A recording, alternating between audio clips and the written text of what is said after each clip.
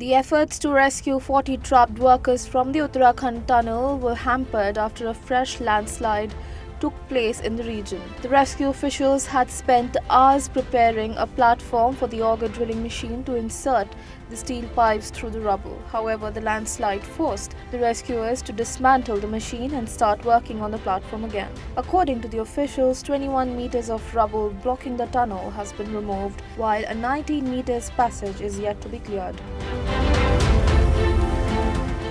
The rescue operations using a trenchless technique continued on Wednesday, while efforts to insert large diameter steel pipes through rubble using an auger machine began on Tuesday night. However, a new drilling machine to assist the rescue work is on its way from New Delhi, as some parts of the machine broke after coming in contact with a boulder. The machine had inserted the pipe to about 2-meter length through debris.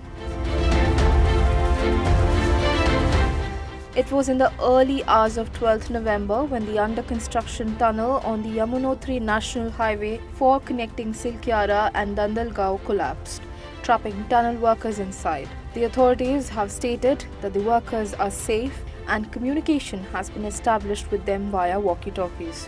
They are also being constantly supplied food and oxygen through a pipe meant for supplying water.